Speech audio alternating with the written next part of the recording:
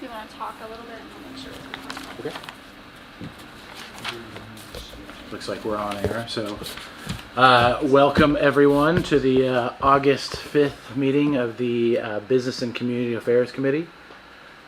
Today we are going to be talking about incentives for remedying vacant storefronts here in Norman.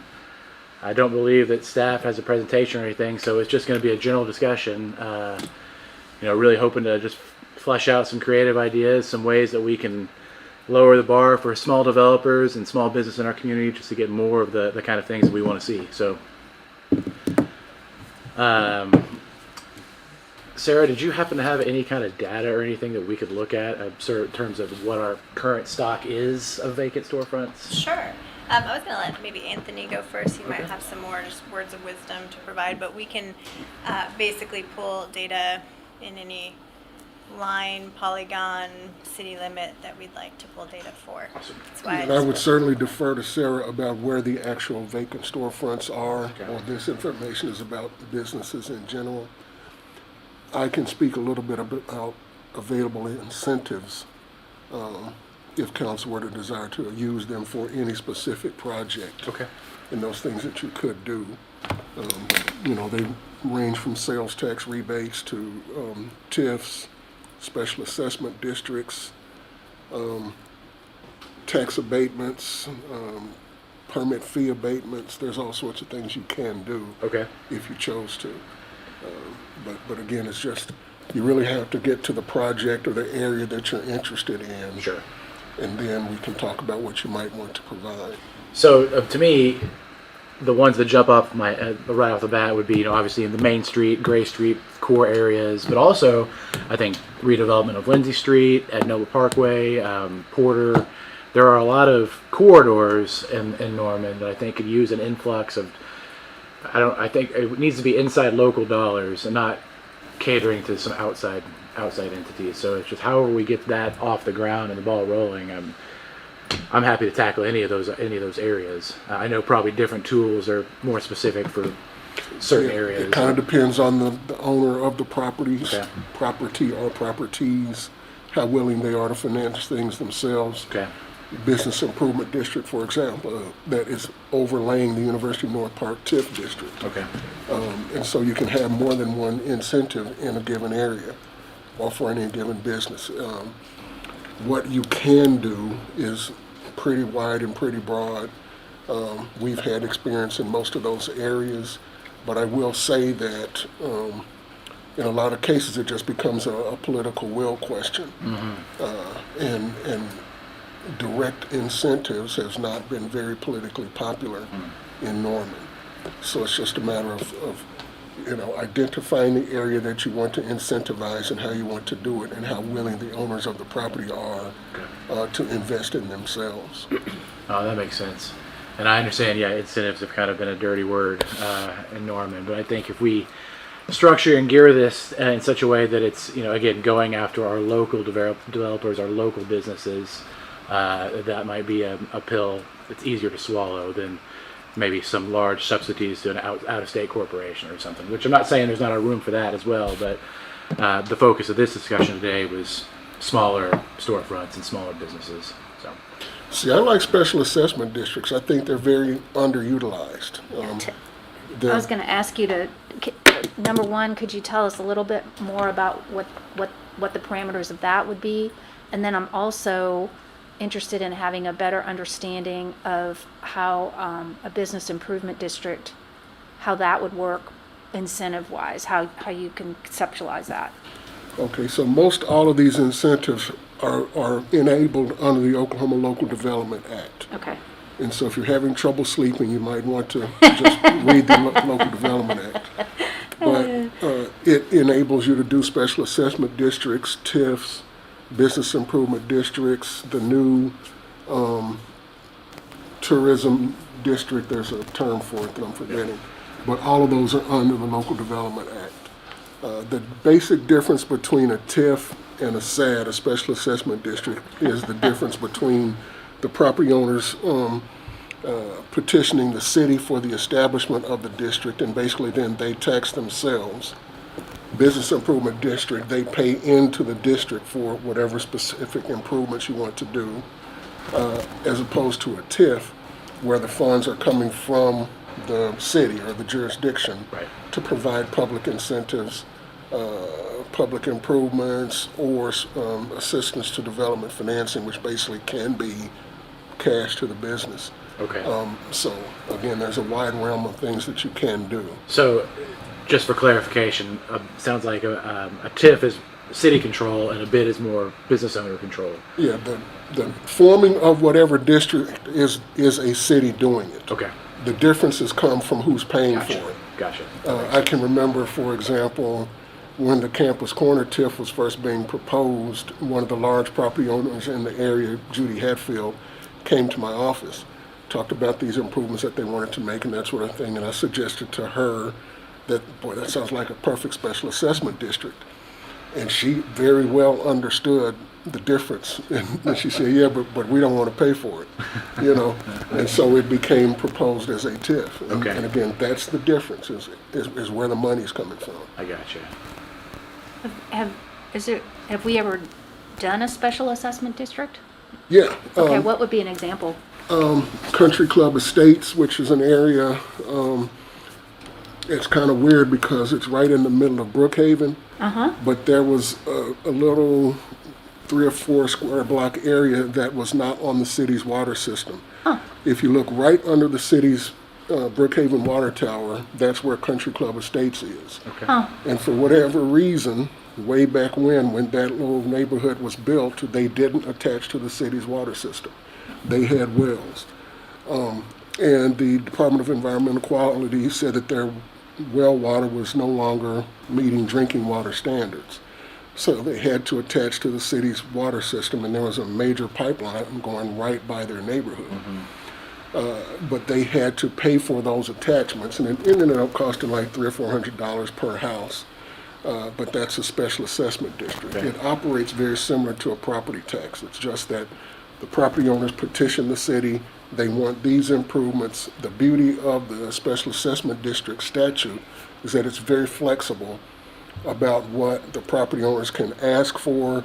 The boundaries of the district can be 1 block, or it can be the whole city limits. What you pay for is, laid out, but it's pretty broad again. Stormwater improvements, street improvements, water lines, sewer lines, whatever Okay. you may want to do. And it's all in the statute. The question is just, are the property owners willing to pay for it? Right. And is that a simple majority, 50+1, or? Yes. Okay. Yeah. And again, what becomes 50% is broad. Sure. It can be frontage of the street. It can be 50% of the property value. So in some cases, you might have 100 houses, but one of the houses makes up 40% of the property value. So they would have a lot more say in the establishment of that district, and again, it's just very broad. And Sure. And again, that's all up to the owners and the. Yes. Okay. Aside from these larger kind of, I don't want to say public financing, but larger financing models, what's something smaller that we could do that maybe could attack these problems on a parcel by parcel basis? Again, it depends on what you want to do, but in the case of the Campus Corner TIF, actually the TIF was a very small part of the improvements that ultimately got made. Okay. Back when there were major sewer problems on Campus Corner, and the sewer was backing up into the restaurant properties and all of that sort of thing. So the TIF district, which was a combined property tax and sales tax TIF, although all the money ended up coming from sales tax, but that 1.25 million was, there was 2 or 3 times more than that the city's sewer utility actually paid for to replace all of those sewer lines. Okay. And that's what really opened up Campus Corner for development, because what is now O'Connell's was Al Eschbach's at the time. But the sewer was backing up into that restaurant once a month or so. And so they would have to shut down for 2 or 3 days while they cleaned up and all of that. And so getting that thing taken care of was a major improvement and really spurred the development of that whole area. That's really interesting. This is kind of a tangent. Going back to special assessment district, you just made me think of something. Could you do stormwater with a special assessment? Okay. I know that's not really the topic we're on right now, but I just thought I'd ask a question while we're here. Okay, what about, you mentioned permit waiving of permit fees. I know we already do that for our visitability ordinance, for our energy efficient homes. I assume it would follow the same process as that? Yes. Okay. Is there anything beyond building permit or business permits that we could offer as an incentive? Those are the waiving? major costs to a property owner to develop in the city. So no, there's really nothing else that the city could provide. Okay. You can do property tax abatements, but again, the city doesn't get much property tax. Sure. So that's really something that the school district or the county would have to be providing. Have we ever approached the county about some kind of relationship like that? I mean, is that something? Not to my knowledge. Um, They would argue, of course, that a TIF is a property tax abatement by another term, because, you know, their property taxes, instead of going to them in that area, are going to the TIF district. It is, I think, but in the idea that TIF funds are dedicated for infrastructure, primarily. Primarily, yes. Yeah, I think so. What I'm trying to uncover here is more of a, I don't want to say, subsidy is not the word that I'm looking for, but a carrot to lure basically somebody that wants to start a business and there's a hurdle for them to get over. How do we lower that hurdle and, you know, make it easier for business to get started in Norman, especially ones that want to take on a vacant storefront? So are you thinking that this would be to incentivize a new business starting? What about any kind of assistance to help keep a local business sustainable? I think that's absolutely part of the conversation. I think if there's a local business that wanted to open a second location, I think that's also part of the conversation. I'm just wondering if there's, if ARPA Right. funding, there is a whole section about revitalizing tourism, hospitality, small business. Well, that was actually Disproportionately affected areas. Yeah, so would that be an appropriate thing to consider too, in It your would be opinion? appropriate to consider. Now, it's hard for us to justify what parts of Norman were disproportionately affected Yeah. by COVID, except by the definition of our distressed and qualified census tracts, which is pretty much downtown. Okay. And it kind of stretches from Robinson to Lindsay, railroad tracks to Porterish. Okay. Has the city ever had any kind of, I don't want to say a revolving fund, but a fund that was used geared like this? Not to my knowledge. We have had, we have the arterial road recoupment fund, but I wouldn't, that's not necessarily to spur development. That's just to make road improvements that are needed. Gotcha.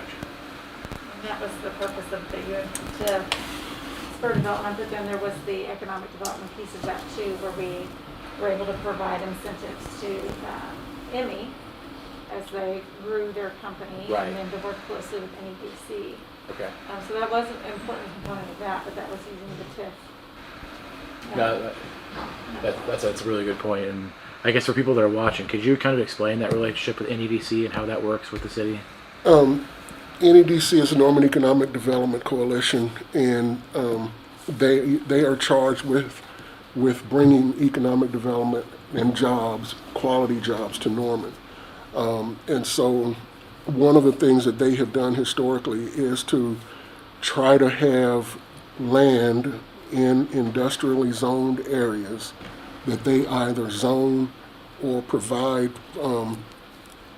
at a lower cost than the market would demand for a quality job owner to come in to those areas. So they own a lot on Highway 9 in the Norman Business Park. They own a lot in University North Park. They sold off a lot of it, actually.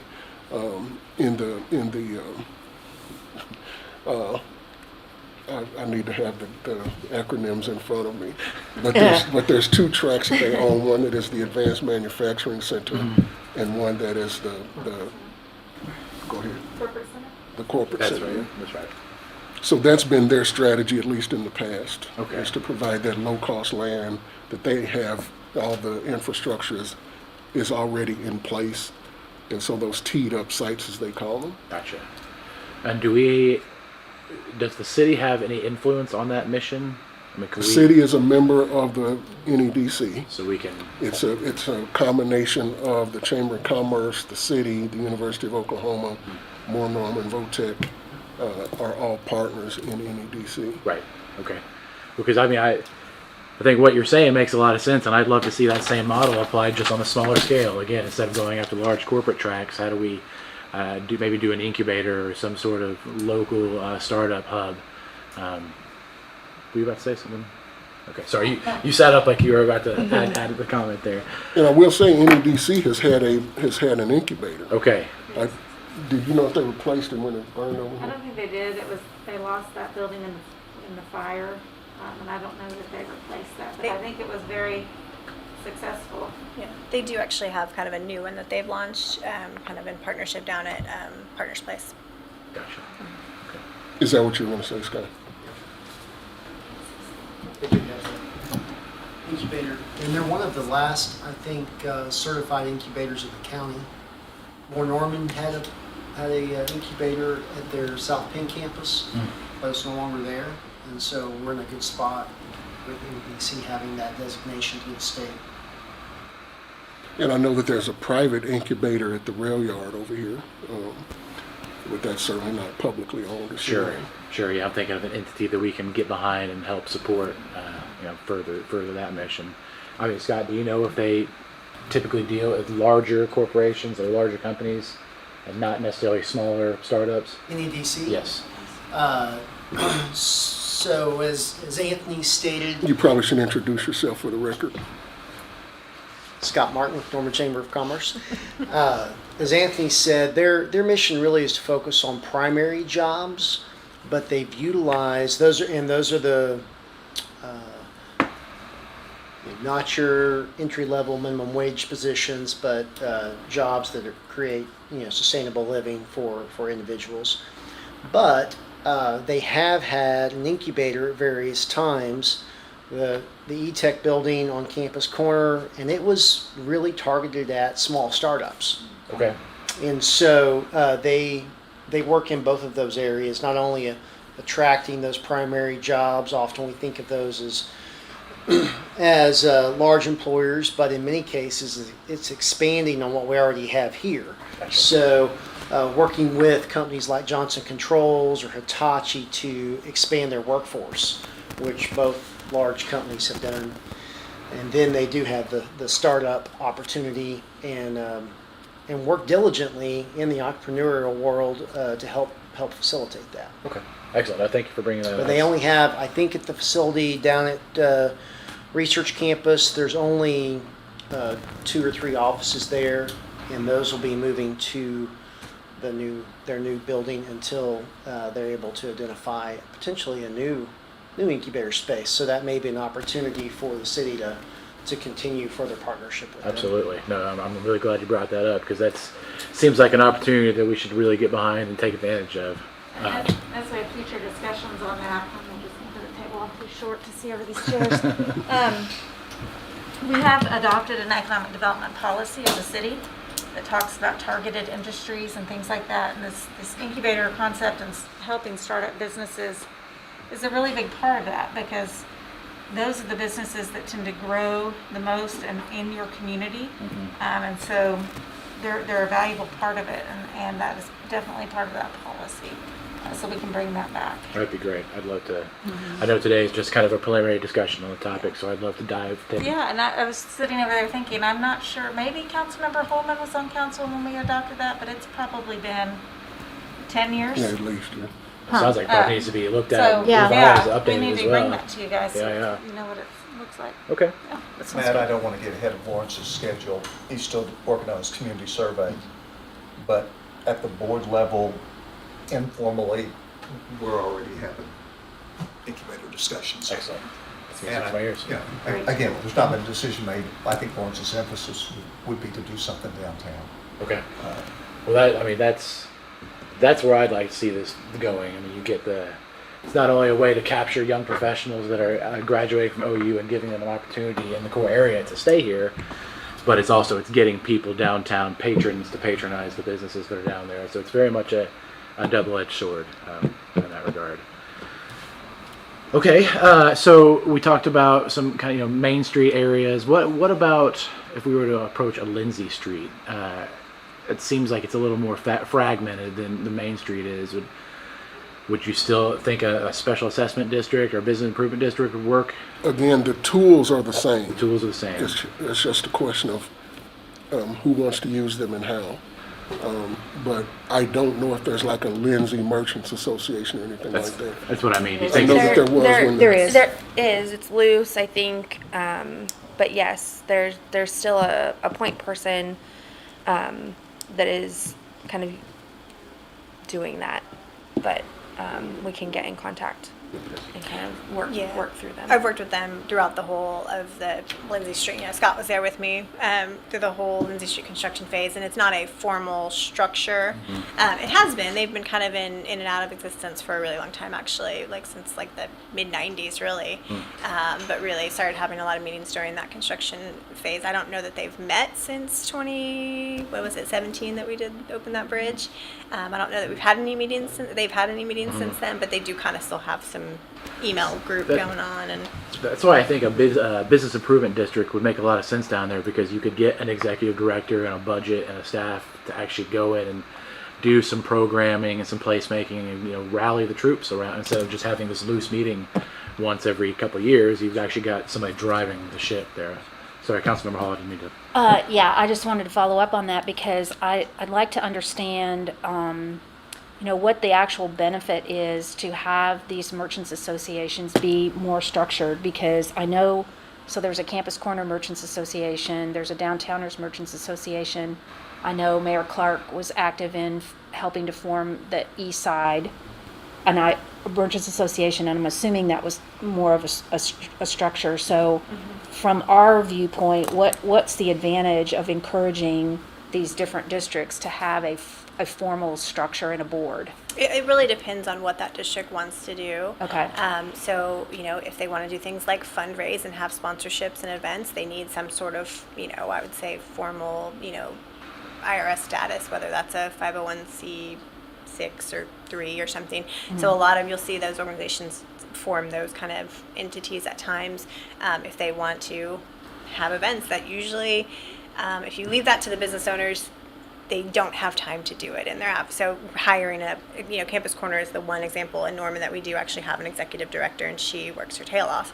But they have kind of a different way to collect revenue. So if you look at Oklahoma City as an example, they have a really developed commercial district revitalization division in their planning department, and they actually encourage districts to formalize and then actually create bids, usually is what they kind of push them towards.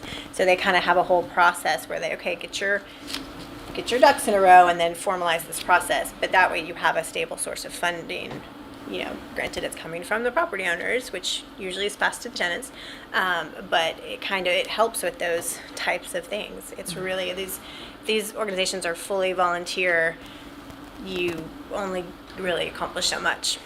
Yeah, so the example with Downtowners is that is they do have an executive director, but it is a volunteer position. Yeah, it's a volunteer. Yeah.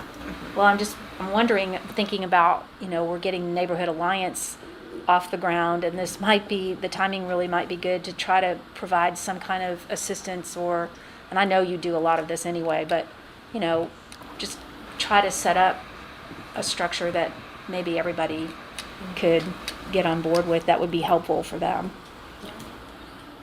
It's kind of interesting, do they form around issues, or do they like the closure, or there's this ongoing, and I don't know the answer to that, but for example, I know there was the West Main, and they did the festival on West Main for a while, but I think it kind of went away. Yeah.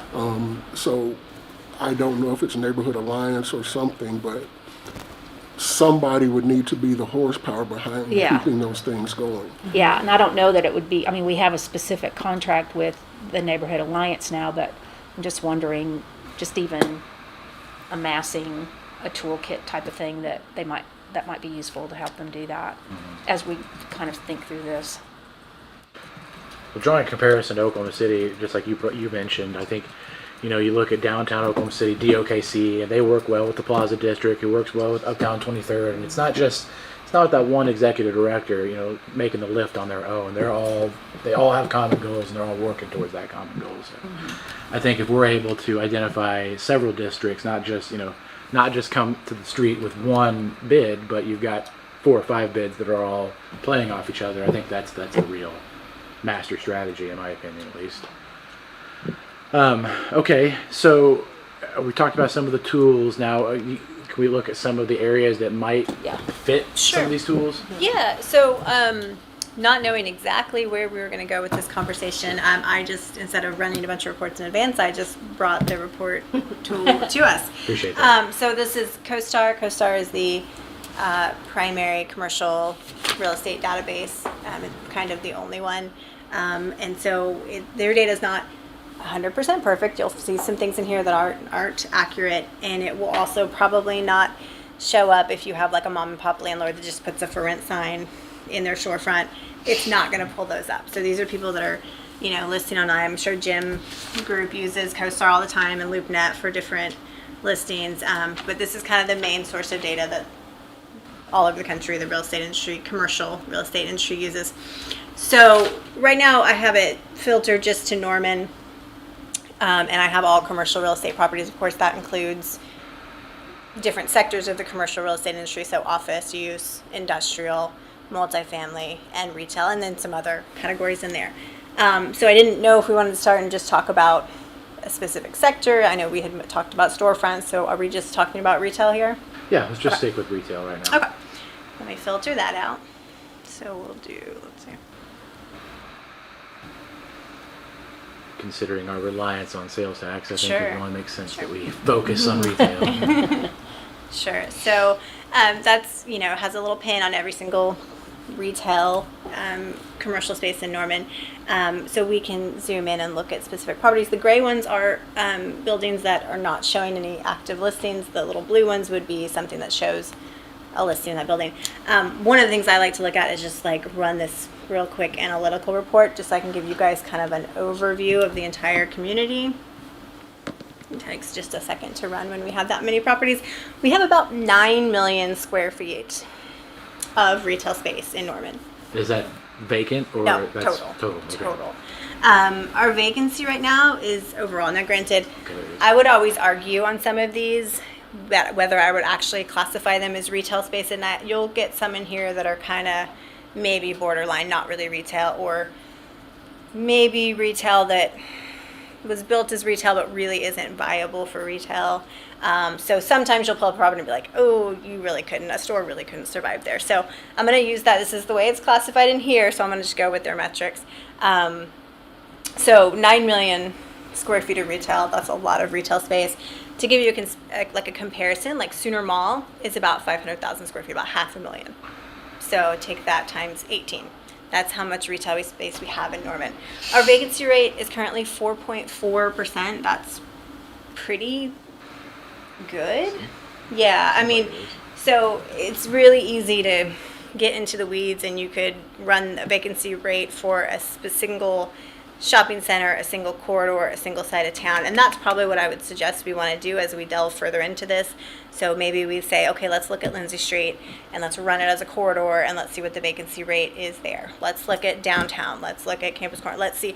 I think what we can probably really fairly say is COVID, if we're talking really about COVID type stuff, COVID relief, it wasn't necessarily a certain area of town, although I can kind of show you some other data on that. But really, it was certain types of businesses. We know, unfortunately, that the mom and pop small businesses got hit a lot harder than, other types of businesses. If you had a drive-through, you probably did a lot better than if you didn't. So we kind of know the types of businesses that struggled more than others. So overall, and I can show you some kind of history. So CoStar, all sorts of data in here. It's really fun. I love data. But what I'm going to show you is kind of the report that I look at a lot because I think it's the most, it's probably just the best summary of kind of looking at two key, what I would consider two kind of key factors, and that's the vacancy rate and then the market rent, to kind of show the health of the overall picture. So CoStar data goes back into 2006. That's kind of when this database really developed. You can go back and look at older, you can run these reports and you can look at, shopping centers that were built in the 1980s. So you can actually run it by age of shopping centers and all and retail spaces and all of those kind of things. But in terms of vacancy data, it goes back to 06, which is a pretty good place to go back to because retail changed so drastically in the big recession that really there's no point in going back any further than that. So you can see, back in, 06, so right, I don't know if you can see those numbers on the left, that's the vacancy rate with the orange line, and somewhere in around 4.5, you can kind of see it just kind of hovers back there. Now this will also be affected by how much we build. If all of a sudden you build a whole bunch of new properties, your vacancy rate will temporarily go up. And then, so really it kind of depends on how much building is happening as well, and I can show you another graph that has that. And then your market rent, and if you can see that blue line, it pretty steadily goes up. So that's not a sign of a weak market. That's usually a good sign. As a landlord, Jim, you want your rents to go up, right? Granted, you can look at 2020 and you can see there's a blip up, a blip back down, a blip back up, but we're at about 4.4 right now. Market rent blipped a little bit down, but it's forecasted to go back up. So that's a report I really, really like. So we could go back through and we could run this report by different sides of town if we wanted to. We could look at individual shopping centers. We can drill down as much as you want. We can also compare. My subscription of CoStar is only the Oklahoma City metro, so I could show you, okay, well, what's the vacancy rate in this city to kind of compare it. Overall, I would say our market has been pretty healthy, and it usually stays pretty healthy despite the, every once in a while you'll see a tooth out. Overall, I would say we're pretty healthy, compared to different parts of town. So Okay. that, again, is going to depend on parts of town, types of businesses, age of the center, all of that kind of stuff. So, Do you have any insight onto what caused the valley, basically the low vacancy rates around 2015, 16? I think I could run another graph. I think it was just low construction rates. We Okay. weren't building a lot. So you were, okay. That would be my guess, but I can verify that. I was just curious if you knew off the top of your head. And that's the thing is you don't really ever want to have a really, really low vacancy rate because there's no place for new businesses to come in if your vacancy rate gets too low. Now, a vacancy rate is going to, say you have a center and it's 50% vacant. Obviously, that's not good for the center, and they're probably not, doing well as a whole. So looking at individual properties versus, overall. So. No, that's a really interesting last point you made, the center overall, because if you look at vacant storefronts, it's not just about the one vacant storefront. It's the attitude that it, transcribes on the storefront next to it. Because if that one becomes vacant too, then you've got a real problem. Then it starts. You see this chain effect that it's going all the way down the street, and then you've got a block that nobody wants to go to anymore, and that nobody wants to put any investment anymore, and then crime starts to come in afterwards. And it's a whole catalyst of things. So if we can nip the one vacant storefront in the bud, I think that's going to solve a lot of problems going forward. Here's a look at deliveries and demolition. So new construction versus anything that was demolished or taken out of that. So you can So kind a of see delivery is a a certificate new of building, a occupancy. new commercial space that came into the market. So, you can see 06, 07, there was a lot of stuff going on. That was when we started developing out at UNP. I think this really big one, that's 286, that might have been one of the new Walmarts, So those kind of things will add up into there, and we can drill really far down into this data, and I've done it before, not in a while, but construction by decade. We can drill really far down into that. As nerdy as you want to go, we can get there. So what do you, I'm just curious, 2010, 2011, that big demolition dip there. What did they tore down something. 6, 7, what did they give me a minute, it'll come to me. We tore something down. Okay. We didn't tear it down. The building owner tore it down. I'll have to think about it. I have noted that on the okay. floor. It's I a can't long time remember ago. off the top of my head. Well, I'd love to take a deep dive at the places we already described: Lindsay Corridor, Ed Noble, Main Street, Gray, Porter, Campus Corner. Campus Corner. You know, I think those are our big.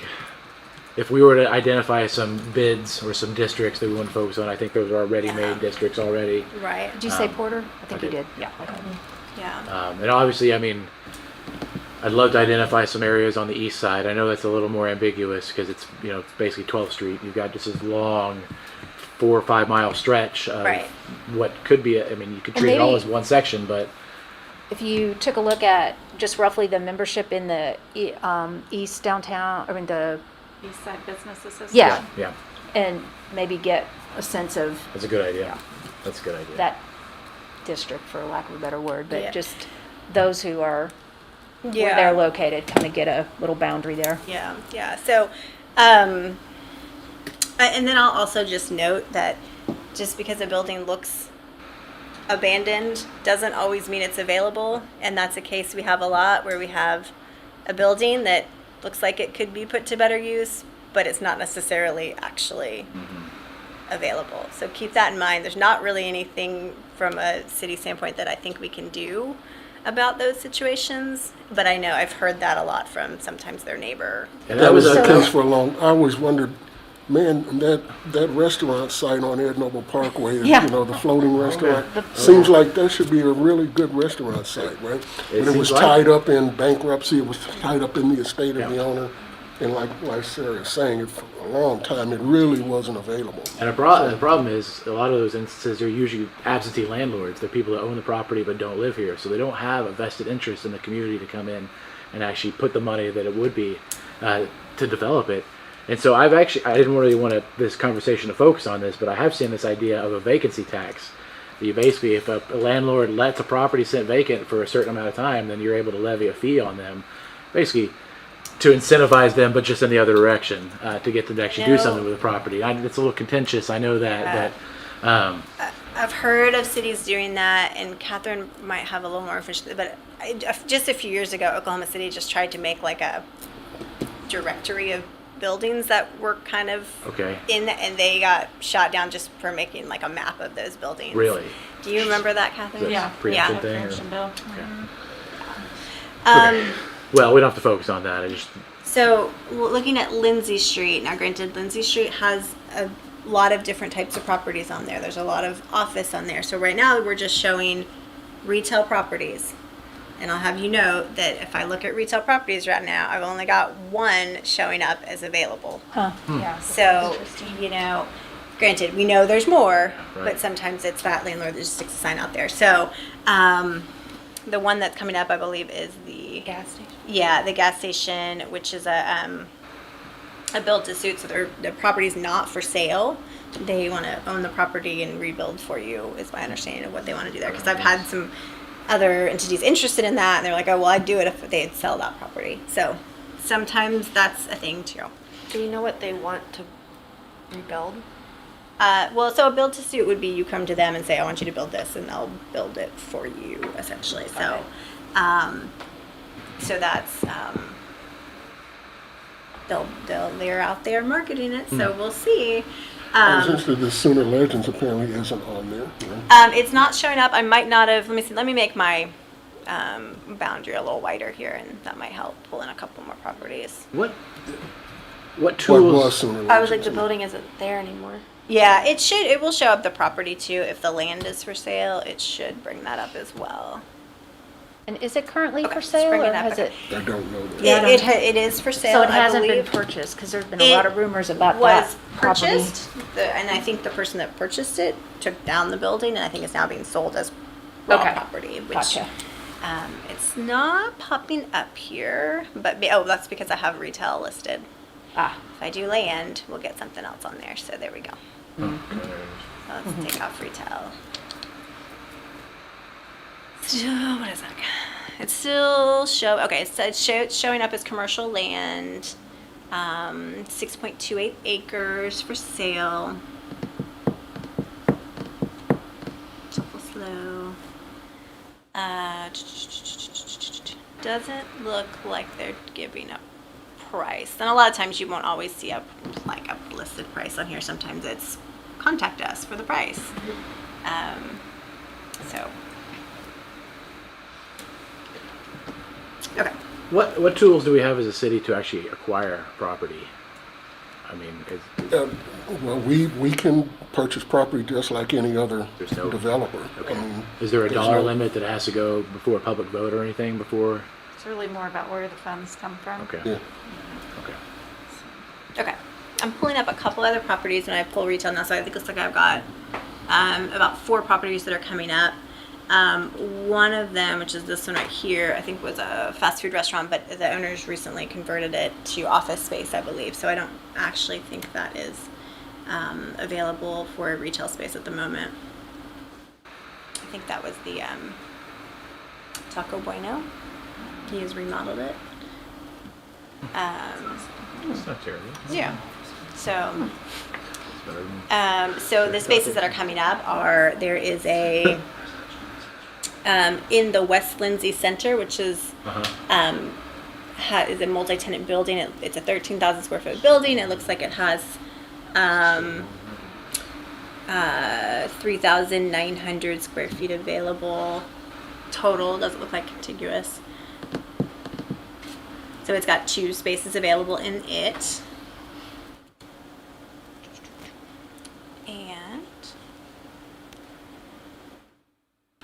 And that is no longer there.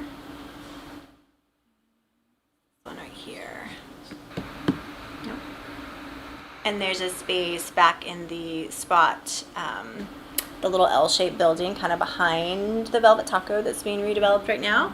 It looks like there's 2 spaces in there, a 600 square foot space and a 700 square foot space. I will note that neither of those spaces have Lindsay Street frontage, so they wouldn't really be very viable for a retail kind of tenant. That doesn't mean there couldn't be some other sales tax producing tenant in there. I believe there's a tattoo shop back there and a dispensary. But that's a really small space too. So those are the, so Lindsay Street, if I run the analytics for that, let's see what it says here. 60 properties, 6 spaces. I was thinking, the vacancy rate on Lindsay Street is 0.9%. Wow. So I wouldn't really say so while That's surprising. Right. So while I wouldn't disagree that Lindsay Street could stand some redevelopment, the vacancy rate, the data doesn't show that. Now, could those properties be spruced up? Yes. Right. So Right. that's the challenge of data and actuality. Yeah, and are we stocking our prime corridors exactly with the kind of businesses that draw other businesses and other entities to want to be in that area too? That's interesting. Oh yeah, 0.9%. Yeah. I would expect Now, a lot more. if we brought that to all properties, it might change a little bit because there was probably more office space available over there. So let's see what happens there. Yeah, it still just takes it to a 2.7.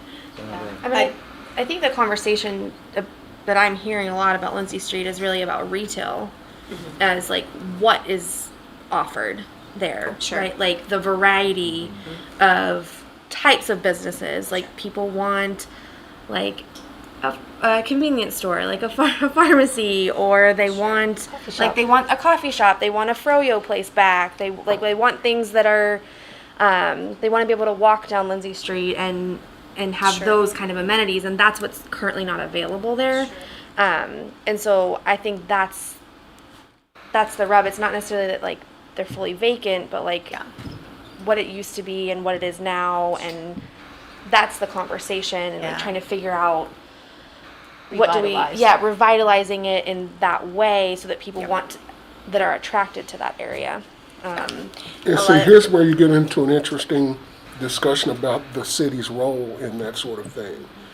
Because I know that when the Lindsay Street project was underway, there was all sorts of public discussion, and ultimately the Institute for Quality Cities and all of that got involved, and that's why you have the little U-turn things, there's a term for it.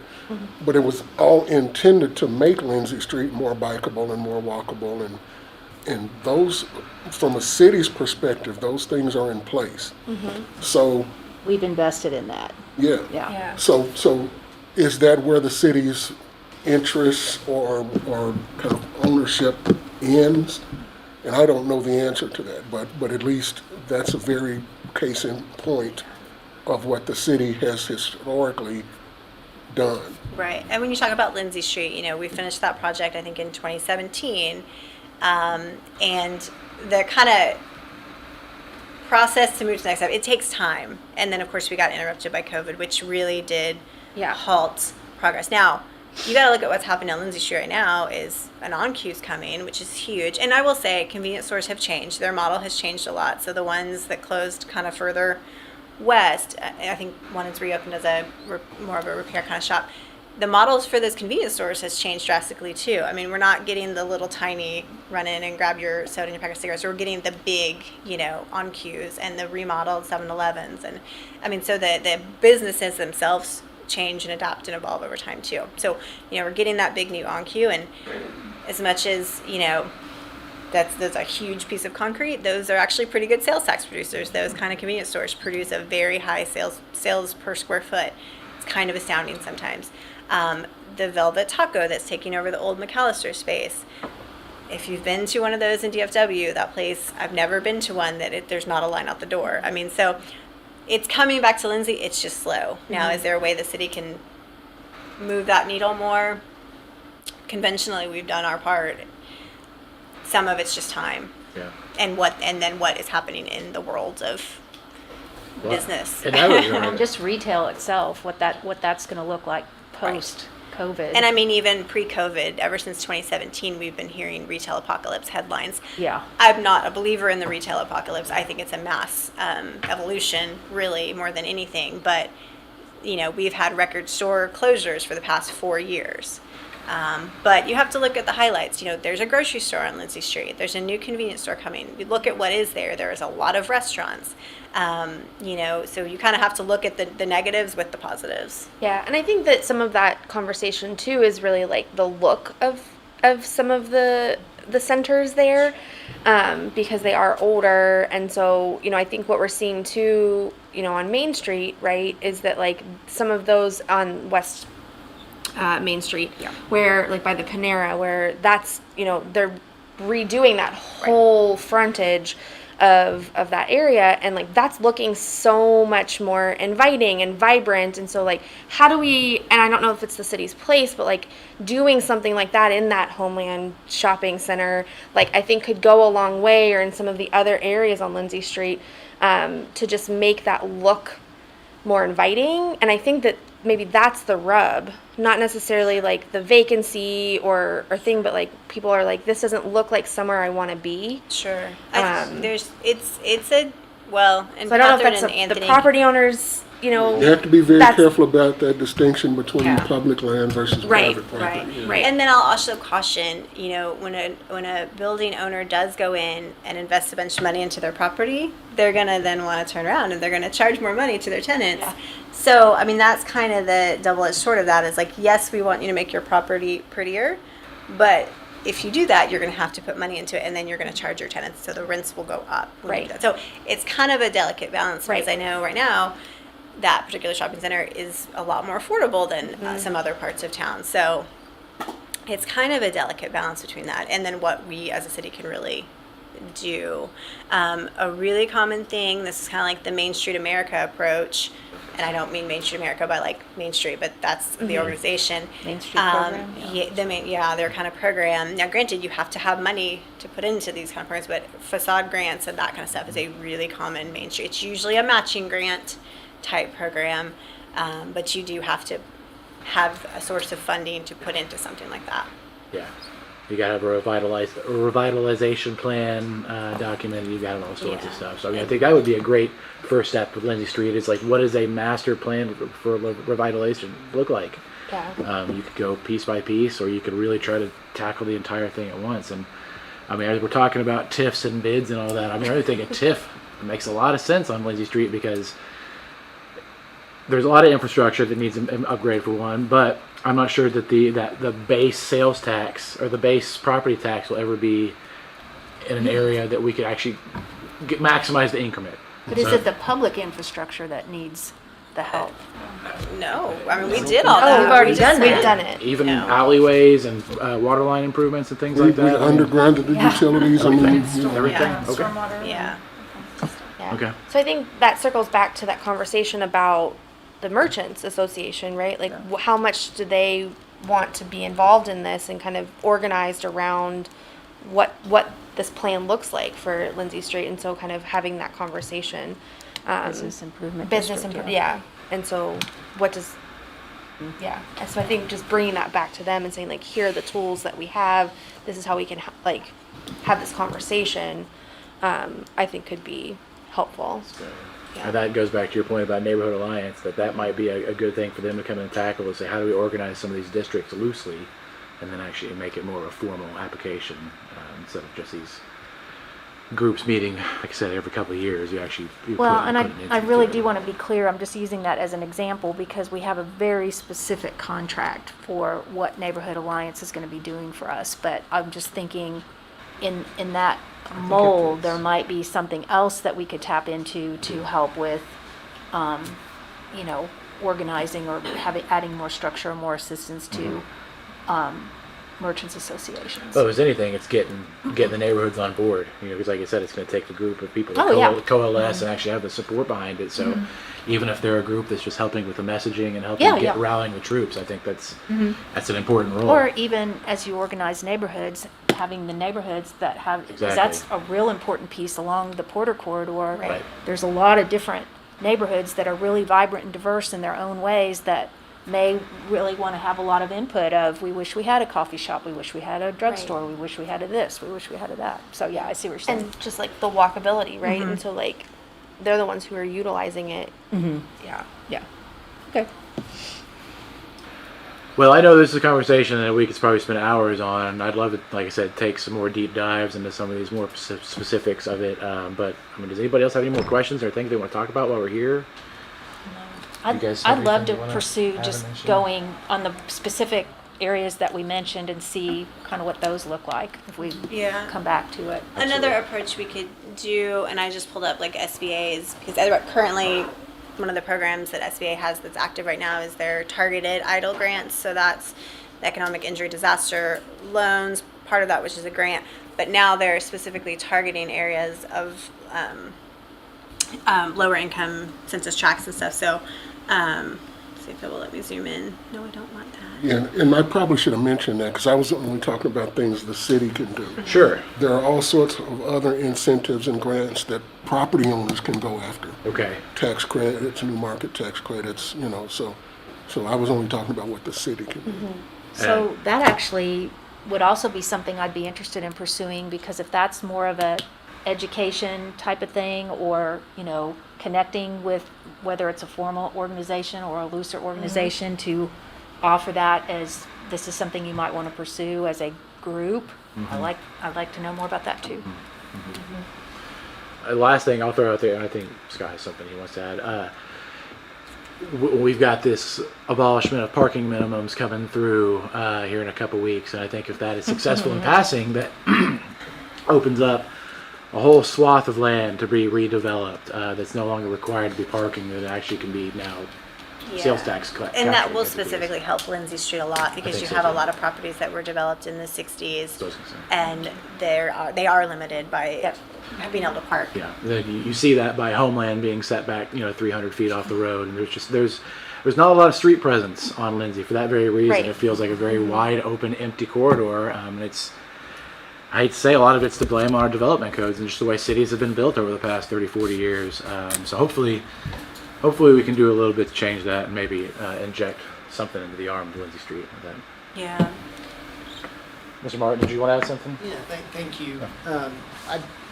Looking at the agenda when it was sent, I appreciate the topic, and I didn't come with a short list of solutions.